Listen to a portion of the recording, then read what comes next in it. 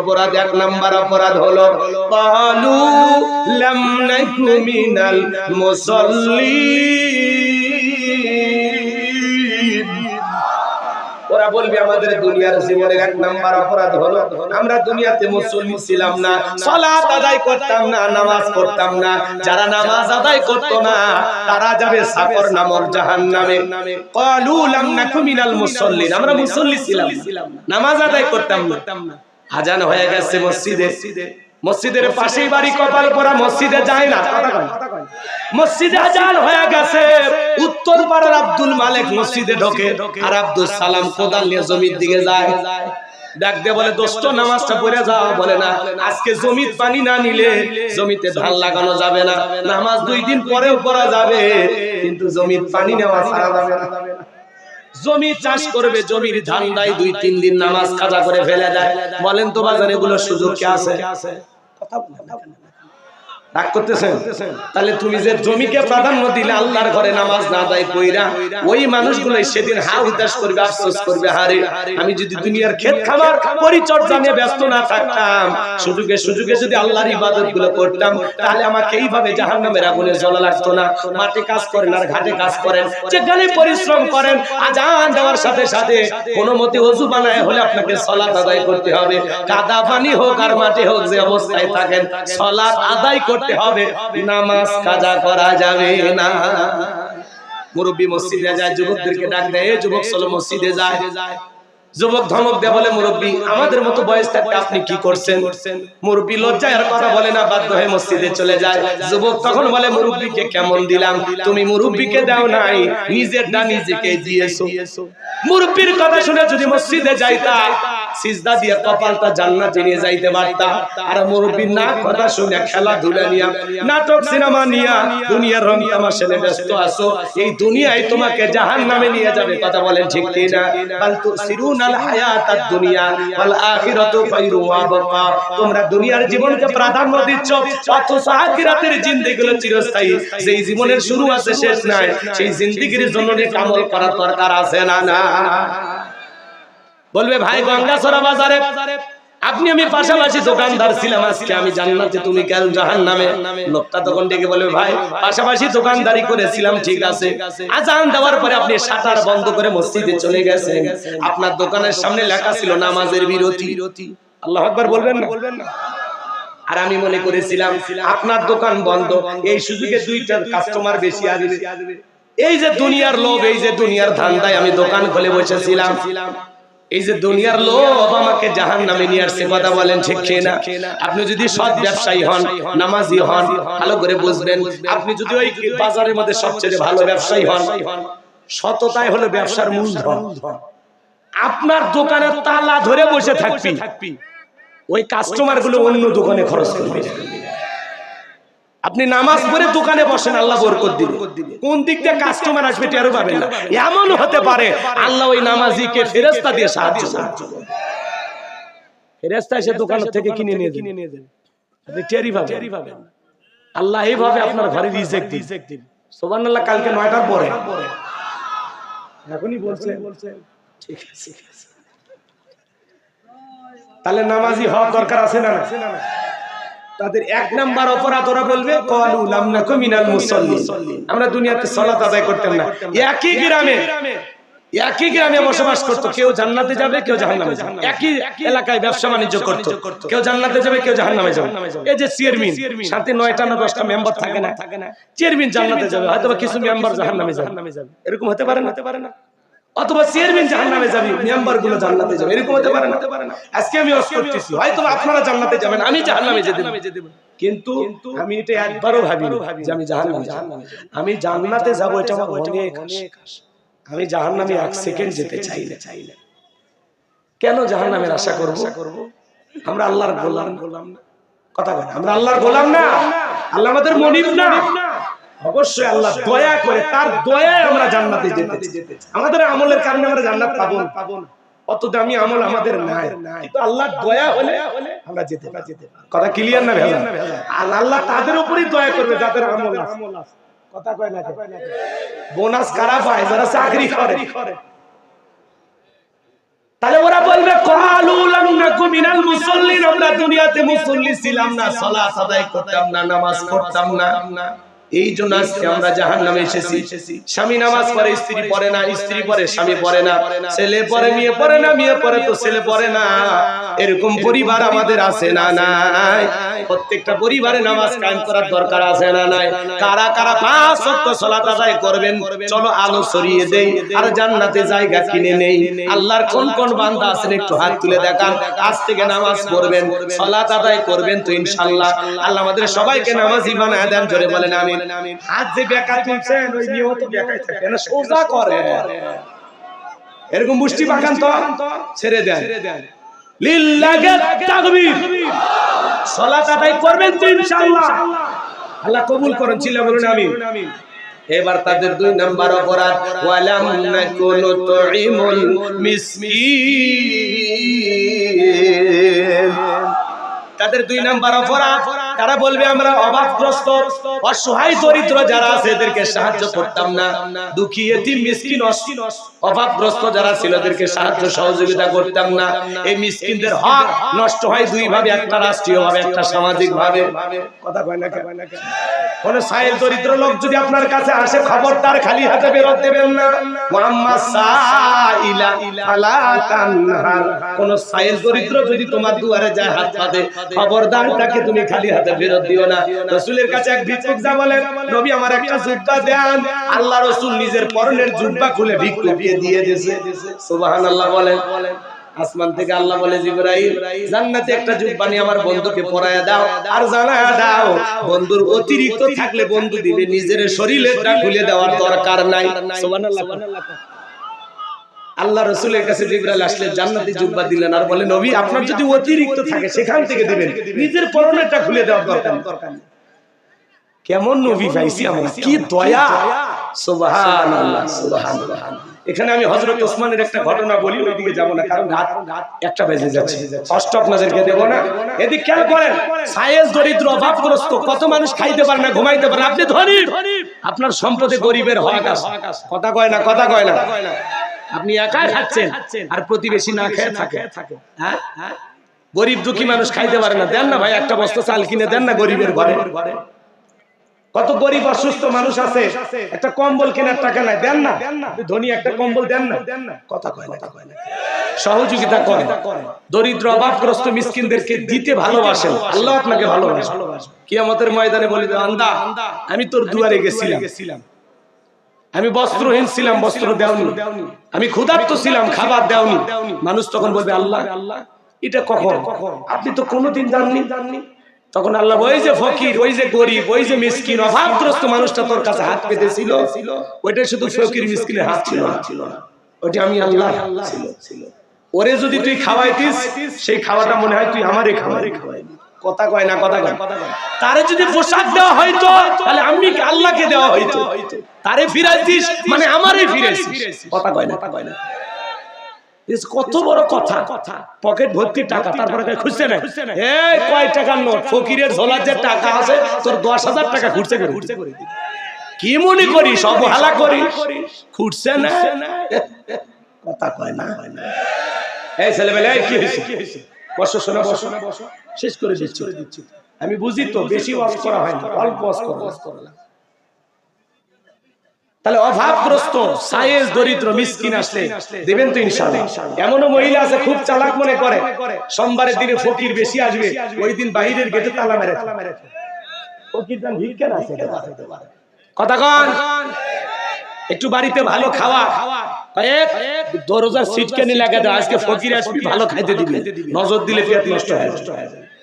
বাড়িতে শীতের পিঠা হয়েছে, ছেলে মেয়ের হাতে দেয়, বলে শোনো তুমি খাও, যে যার সাথে খেলাধুলা করো, ও যদি বাইরে নিয়ে যা খাও, দেখলে পেটে কি হবে? পেটের সমস্যা। এই যে হিংসার ট্রেনিং ছোটবেলা থেকে দিতে, আমরা যদি বলতাম বাবা তুমি খাও, আর যদি তুমি যার সাথে খেলা করো, ওরা তো পিঠা বানায়নি, আমরা বানিয়েছি, তাহলে তোমার কি উচিত? তোমার বন্ধুকে খাওয়ানো। তাহলে কি করবা? তুমি এটা খাও, আর এই আরেকটা পিঠা দিলাম, এটা তোমার বন্ধুকে, তোমার খেলার সাথীকে দাও। কথা বলেন, এর নাম হলো ইসলাম, এর নাম কি? আর আপনি হিংসা শিখেন, একা খা। রাগ করতেছে? খবরদার দরিদ্র অভাবগ্রস্ত এই মানুষগুলোকে সহযোগিতা, ভাই গরিব মিসকিন অভাবগ্রস্ত ফকির সাইল দরিদ্র এদেরকে দিলে কমে না গো, আল্লাহ বাড়ায় দিবে। একটু নিয়ত করেন ৫-১০ টাকা খুঁজছেন পকেটে রাখবেন, চাইলে দিবেন ২ টাকা হলেও দিবেন। আল্লাহ বোঝার তৌফিক দান করুন, জোরে বলুন আমিন। এইবার তারা বলবে আমাদের ৩ নাম্বার অপরাধ, ওয়া কুন্না নাখুদু মাআল খাইদিন। ওরা বলবে আমাদের ৩ নাম্বার অপরাধ, আমরা সমালোচনা করতাম, সমালোচনা করে আমরা মজা নিতাম। ইসলামের বিরুদ্ধে আলেমদের বিরুদ্ধে সমালোচনা করত, সেখানে অংশগ্রহণ করে আমরা মজা নিতে পারি। ঠিক হুজুরে খারাপ কথা কন, কে খারাপ? হুজুরে রে অমুক হুজুর এই করছে, তুমুক হুজুর ওই করছে। আরে ভাই, মানুষের সমালোচনা করে কি লাভ? নিজের আত্মসমালোচনা, নিজের জীবনে তো তুলুটি দিয়ে ভরা। আমি তো গুনাহ করতে করতে নিজের জীবনটাকে শেষ করে দিয়েছি। আমি তো নিজের গুনাহের টেনশনে ঘুমাইতে পারি না। আমি এত পাপ করেছি, এত অন্যায় করেছি। চায়ের কাপে বসে সমালোচনা শুরু হয়ে যায়, অমুক খারাপ তমুক খারাপ, অমুকের বউ এটা করছে, মানে গীবত কমিটির সভাপতি বসে কথা বলে কার বউ ভাগে গেছে, কার কি হয়েছে সব তথ্য আর কাছে। আজকে সমাজে যে এই যে অসঙ্গতি গুলো দেখতেছেন না, এর মূল কারণ হলো এই মোবাইল। এই মোবাইলের ওজন কম, কিন্তু মোবাইলের মাধ্যমে পাপের ওজনটা অনেক বেশি। কথা বলে না কেন? কথা বলেন এই যুবক, কি কথা ঠিক নাই? ঘরের ভিতরে মোবাইল, ল্যাপের ভিতর, কম্বলের ভিতর ঢুকে কথা কয় আছে না যুবক? পিতা মাতা যখন দরজায় নক করে, এই এত রাতে আলো জ্বলে কি করি? বাংলাদেশের স্বাধীনতার যুদ্ধ হয়েছে 1971 সালে। পড়ার ভান করা মানে বুঝাচ্ছে মা আমি পড়তেছি। এই বুক না, ও তো আছে ফেসবুকে। কথা কোন ঠিক কিনা? যুবক, তুমি যে রাতের আধারে দরজা লাগায় একা একা মোবাইল ভিডিও দেখো, ফেরেশতারা অবশ্যই এটা দেখে না, ওই সময় ফেরেশতারা ঘুম আসে। ফেরেশতাদের ঘুম আসে, কথা কয় না। ফেরেশতারা ঘুমায় না, খায় না, বোনে কথা। ফেরেশতাদের ঘুম আছে, থাকলে না 2-1 দিন বেড়াইতে যাইতো, আর এই সুযোগে আপনি অনেক কিছু করতে পারতেন। আল্লাহ কিছুই দেয়নি, খালি কসে বান্দার আমলনামা লে, এই জন্য তো বানাছে। কথা কয় ফেরেশতাক বানাছে মানুষের ডিউটি করার, কে কি করে খুঁটিনাটি খবর রাখে। ফেরেশতারা হলো আল্লাহর বাহিনী, সুবহানাল্লাহ। ফেরেশতারা কার বাহিনী? ওরা কার কথা শোনে? কথা কি বুঝছে নাকি রাগ করে? এই মোবাইল হলো যুব সমাজকে নষ্ট করছে। আমি কি বলবো? দেশে মোবাইল আইছে, চিঠি বন্ধ হইয়াছে, দিওয়ানা বানাইছে, ভোলা মাইয়ার মনের কথা হাসে বাতাসে। ও দেখো বোলা পানের মন বাদা ফেসবুকে এখন, ও দেখো বোলা পানের মন বাদা ফেসবুকে এখন, মোবাইলে চ্যাটিং কইরা কাটায় সারাক্ষণ। এই মোবাইল পাইয়া দেখো মদনের মাইয়া, এই মোবাইল পাইয়া দেখো মদনের মাইয়া কি কাণ্ড ঘটাইছে। স্বামী সংসার রাইখা নাকি পালাইয়া গেছে, সে যে স্বামী সন্তান রাইখা নাকি পালাইয়া গেছে। 2 বাচ্চার মা, 4 বাচ্চার মা পরকীয় প্রেম করে স্বামী সংসার সন্তান রাইখা পালিয়ে যায়। যে নারী সন্তান রেখে, স্বামী রেখে, সংসার রেখে পর পুরুষের হাত ধরে পালিয়ে যায়, ওটা নারী না, ওটা ডাইনি, পাশানি, ছলনাময়ী, বিশ্বাসঘাতক নারী, নারী জাতির কলঙ্ক।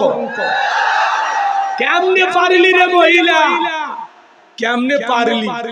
2টা বাচ্চা রাখা, 4টা বাচ্চা রাখা এই স্বামীটারে ভেলায়া কেমনে পারলি আর একটা পুরুষের হাত ধরে? জামালপুরের মেয়ে রংপুর চলে আসছে, গঙ্গাছড়া এলাকার মন্ডল মাথা বর্ষি এর থাকে না, তখন বলতেছে মা তোমার বাড়ি জামালপুর, তো তুমি গঙ্গাছড়ায়। তখন বলতেছে আপনাদের এলাকার বল্টু কি করছি? বলে আমার সাথে মোবাইলে দীর্ঘদিন সম্পর্ক, আমরা স্বামী স্ত্রীর মতো হোটেলে একাধিকবার। আমি আর বললাম বুঝালি, তো কি সমস্যাটা কি? তোমার আগে বিয়ে হয়েছিল? বলে হ্যাঁ। তো আগের স্বামী ডিভোর্স দিছে, এর কারণ আমাকে এত ভালোবাসে, ওর ভালোবাসায় আমি আগের স্বামী ডিভোর্স দিছি। তো তোমার বাচ্চা কাচ্চা কয় দুইটা আছে, মায়ের কাছে রেখে আসছে। তো তুমি এখন কি চাও? বলে আমাকে বলছো বিবাহ করলে করবে, না হলে আমি মরে যাব। আছে না? এই নারী তো মরে যাওয়াই উচিত। তুমি একটা স্বামী রাখা, সন্তান রাখা, কেমনি আর একটা ছেলের বাড়িতে বিবাহের দাবিতে আসি? তোর কি লজ্জা না? কথা কন না। আজকে কত অবিবাহিত নারী আসে না ভাই, ছেলের বাড়িতে ছেলের বাড়ির তালা, ক্লাস 9-এ পড়ে, 10-এ পড়ে, এমন তো বলতেছে কি হয়েছে মা? আপনাদের গ্রামের কে? মন্টু। কি কইছি? আমাকে এত ভালোবাসছে, আমার এখন 3 মাস। কথা কয় না। আচ্ছা এলে কি হাসির কথা নাকি সমাজের বাস্তবতা? তো কি করতে চাও? বলে আমাকে বিবাহ করো, না হলে আমি ওর বাড়ির সামনে বিষ খাবো। তো খাওয়াই। কেমনে পারলি রে মা? কেমনে পারলা তুমি বোন বিয়ের আগে একটা ছেলের কাছে নিজের দামি জিনিসটা বিলিয়ে দিতে? তোমার দাম নাই ও মা, তোমার বড় দাম। প্যাকেটে থাকলে তোমার দাম আছে, পর্দায় থাকলে তোমার দাম আছে। কথা বলে ঠিক না? পর্দা নারীকে নতুন জীবন দেয়, নিরাপত্তা দেয়, সিকিউরিটি দেয়। অকরনা ফি বুয়ুতিকুন্না ওয়ালা তাবাররুজনা তাবাররুজাল জাহিলিয়াতিল উলা। নারীরা তোমরা ঘরের ভিতর অবস্থান করো, খবরদার জাহিলিয়াতি যুগের মেয়েদের মতো নোংরা অশ্লীল পোশাক পরে নিজের দেহকে প্রদর্শন করো না। পর্দায় থাকলে নারীরা নিরাপদে থাকবে। আজকে উল্টা পাল্টা পোশাক, আঁকি পাখি মাজাক কালি কেরনমালা পরে সব দেখান শেষ। এমন পাতলা পোশাক আমি আর বলি না। হ্যাঁ, আমার মনে লজ্জা নাই। যে অবস্থা করছিলেন খালি মারা বাড়তেছে, কি করলেন না? কথা কন না, কি করলেন? 2 টাকা হাতিয়ে দিয়েছেন, তারও খোটা দিল। আবার এটা করবেন না, ওইটা করবেন না, সবই পরামর্শ দিন। নিজে ডাক্তারও ডাকেন, আপনারা তো বড় ডাক্তার। ও হাজত বক্তা দেখে লাভ আছে? এই যে এত ওয়াজ করলাম, খারাপ লাগছে? কোন একটা বিষয় কি জীবনের সাথে মিল আছে না নাই? প্রত্যেকটা আয়াত জীবনের সাথে মিল। কথা বলেন ঠিক কি না? এই কথাগুলো হয়তো আরো সুন্দর করে বলতে পারতাম যদি আমি আঘাতপ্রাপ্ত, বাধাপ্রাপ্ত না হইতাম। কথাকে বুঝতে পারছেন? তার কথা বাড়াবো না, এদিক খেয়াল করেন। তাহলে যারা সমালোচনাকারী ওরা যাবে জাহান্নামে। কারো সমালোচনা করা যাবে? আলেমদের ইসলামের বিরুদ্ধে কোনো সমালোচনা করা যাবে? তাহলে যুবক এই মোবাইল যুব সমাজকে নষ্ট করছে। তাহলে আরেক লাইন আছে, বলবো, রাগ করবেন না তো? ও দেশে টিকটক আসিয়া সব গেল ভাসিয়া, ও দেশে টিকটক আসিয়া। টিকটক বোঝেন না? মহিলারা টিকটক ভিডিও করে। বিয়ে হয়েছে, স্বামী আছে, তাও টিকটক করে। নিজের দেহটা মানুষের দেখায়। কি এক নুডলস রান্না করে, তাও টিকটক করে। হ্যালো বন্ধুরা, দেখেন কিভাবে নুডলস রান্না করতে হয়। প্রথমে আপনারা সয়াবিনের তেল দিবেন, এরপরে তেজপাতা, তারপর আবার গালতে একটা থাকবো। কি বেহায়া নারী টিকটক ভিডিও করে, লজ্জা নাই, শরম নাই। একটা লজ্জা শরম বাজারে বিক্রি করে আছে। এই যে নারীরা এইভাবে দেহটা মিডিয়ার সামনে প্রদর্শন করে, এরা পতিতার চাইতেও খারাপ।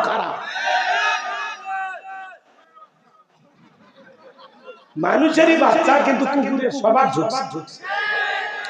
কথা ঠিক আছে, কিন্তু ঘুরে রাগ করতেছেন নাকি? দেখতে মানুষের বাচ্চা, কিন্তু স্বভাব পাইছে খালি পায়ের মধ্যে পার্থক্য। কথা হয় না? রাগ করতেছেন আপনারা? ওদের সে টিকটক আসিয়া সব গেল ভাসিয়া, সিদ্দিক জোরা নায়ক হইছে আইডি খুলিয়া, হিরো আলম নায়ক হইছে আইডি খুলিয়া। এই মোবাইলে হাই কি জাদু আছে ভাই, এই মোবাইলে হাই কি মধু আছে ভাই। পোলাপান বুঝাছে, পড়ালেখা তুইলা রাখছে, সপ্তম আকাশে। পড়াশোনা বন্ধ, মোবাইলে পড়ে থাকে। আল্লাহ আমার জাতির সমস্ত তরুণ যুবকদেরকে তরুণীদেরকে হেদায়েত দান করুন। চিল্লা বলুন আমিন। তাহলে ওয়া কুননা নাকুদু মাল খায়দিন, তারা বলবে আমরা দুনিয়াতে সমালোচনা করতাম। যারা মানুষের সমালোচনা করে সাইস্টলে রাস্তাঘাটে দোকানপাটে অনুরোধের ভাষায় বলবো ভাই যারা সমালোচনাকারী এরা হলো নিচু মনের মানুষ। ডক্টর মিজানুর রহমান আজহারী এখানে সমালোচনা করে লাভ নাই, অমুক তমুক বক্তা গেলে সমালোচনা করে লাভ নাই। আপনাদের সমালোচনার কারণে তার জনপ্রিয়তা কমবে না। আরো পাবলিক মিডিয়া একটা জিনিস হয়েছে, যার যত সমালোচনা হয় তার জনপ্রিয়তা তত বাড়ে। সুবহানাল্লাহ সুবহানাল্লাহ। তা আমাদেরকে নিয়ে অনেকে সমালোচনা করতেই পারে, তাতে কোনো সমস্যা নেই। আল্লাহ যেন ওই সমস্ত মানুষদের জবানে লাগাম দেন, জবানে কি দেন? লাগাম দেন। মান সমাতা নাজা, চুপ থাকলে আপনি নাজাত পাবেন। এত অতিরিক্ত কথা কেন বলেন? আপনার জবানের প্রত্যেকটা কথা রেকর্ড হচ্ছে, আল্লাহর কাছে জবাব দিতে হবে। বিদায় কম কথা বলুন, প্রয়োজন ছাড়া কথা বলার প্রয়োজন নাই। চায়ের কাপে ঝড় তুলে লাভ আছে? ফটর ফটর ফটর ফটর ফটর আছে না ভাই? আল্লাহ যেন আমাদের হেদায়েত দেন, আমরা যেন জবানটাকে কন্ট্রোল করতে পারি। আর আল্লাহ রাসূল বলেছেন দুইটা জিনিস যদি তোমরা কন্ট্রোল করো, একটা হলো দুই চলের মাঝখানে থাকে নরম জিহ্বা, আর দুইয়ের মাঝখানে থাকে লজ্জাস্থান। এই দুইটা যদি কন্ট্রোল করতে পারো, সংযত রাখতে পারো, হেফাজত করতে পারো, আমি নবী তোমাদের জান্নাতের জিম্মাদারি নিলাম। আমি আর নবী ওই ব্যক্তি পাশাপাশি থাকবো। সুবহানাল্লাহ বলেন। তাহলে জবান দিয়ে আমরা যা খুশি তাই বলবো। আমার কথার দ্বারা, আমার আচরণের দ্বারা কোনো মানুষ যেন কষ্ট না পায়। আমি ঘুমানোর আগে সবাইকে মাফ করে দিয়ে ঘুমাবো। আল্লাহ যেন আমাদের হেদায়েত দান করেন। একটু চিল্লা বলেন আমিন। এরপরে তারা 4 নাম্বার অপরাধ বলবে, ওয়া কুননা নুকাদ্দিবু বিয়াউমিদ্দিন। ওরা বলবে আমরা কর্মফল দিবসকে অস্বীকার করতাম, পরকাল দিবসকে অস্বীকার করতাম। আমরা মনে করতাম পরকাল বলতে কিছু নাই। পরকালের প্রতি আমাদের দৃঢ় বিশ্বাস ছিল, পরকালের প্রতি আমাদের অগাধ বিশ্বাস ছিল। মালিক ইয়াউমিদ্দিন, শেষ বিচার দিবসের মালিক আল্লাহ, তিনি যে আহকামুল হাকিমিন হয়ে আমাদের বিচার করবেন, এই বিশ্বাস ছিল না। বিচারের ফয়সালায় কেউ জান্নাতে যাবে, কেউ জাহান্নামে যাবে, এগুলো আমরা বিশ্বাসই করতাম। পরকালের ব্যাপারে তারা ছিল উদাসীন, যে পরকাল বলে কিছু নাই। কিছু মানুষ দেখে না ঠেটা, আমি মরে গেলে আমার কবরতে আমি যাবো, তুই কি যাবো? খুব সুবিগিরি দেখা কথা কয়, ভালো কথা কইলে ওই কথা আমার কবরে তাবিজ। আচ্ছা বলেন তো বাজান, এই হাতটা কার? কথা এই হাতটা কার? আমার না, এটা কি আল্লাহর হাত? আল্লাহ আমারে দেশে ব্যবহার করে, আল্লাহ আমারে বানাইছে, এদিকে খেয়াল কর। কিন্তু এখন এই হাতটা ধরে আছে কি? আমি না। এই হাতে যদি এখনই আমি আগুন লাগাই, কোনো কারণে যদি আমার হাতটা পুড়িয়ে যায়, বলেন তো আমার যে যন্ত্রণা, ব্যথা, কষ্ট, এটা আমার বউ পাবে? কথা ছেলে মেয়ে, গ্রামবাসী, চেয়ারম্যান ভাই, তার মানে কি হাতটা যা যন্ত্রণাটাও তা, মাথা যা ব্যথা। আপনি বলতেছেন ভাই সেই ব্যথা, মাথা, আমরা যে বলতেছি অভিনয় বেতার ভান, কিন্তু ব্যথাটা যার মাথা সে তো বুঝতেছে যন্ত্রণায় হচ্ছে তাকে। তো যার হাত সে তো বোঝে আগুনে পোড়ার যন্ত্রণা রাখি। তো কবর আপনার গ্রামের মানুষের গায়ে আগুন লাগছে, কবরে আছে কে? তোমার গা, তোমার শরীর। তো আগুনটা যখন তোমার দেহে লাগবে সেদিন তুমি টের পাবে। মনে রাখবা কবরে আগুন জ্বলবে যার, যন্ত্রণাটাও ভোগ করতে হবে তার। এজন্য আসুন বেশি অতিরিক্ত কথা না বলে, অতিরিক্ত চালাক না হয়ে একটু বিনয়ী হন। আল্লাহকে ভয় করেন, পরকালকে ভয় করেন, কবরকে ভয় করেন।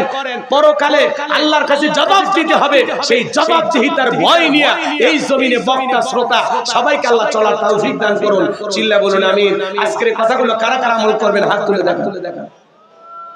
দুনিয়াতে হিসাব করে চলবেন তো ইনশাআল্লাহ, জান্নাতে যাবেন তো ইনশাআল্লাহ, নামাজ পড়বেন তো ইনশাআল্লাহ, গরিবদের খাইতে দিবেন তো ইনশাআল্লাহ, সমালোচনা বন্ধ করবেন তো ইনশাআল্লাহ, আল্লাহর আখিরাতের প্রতি দৃঢ় বিশ্বাস রাখবেন তো ইনশাআল্লাহ। আল্লাহ কবুল করুন। আখিরি দাওয়ানা আলহামদুলিল্লাহি রাব্বিল আলামিন।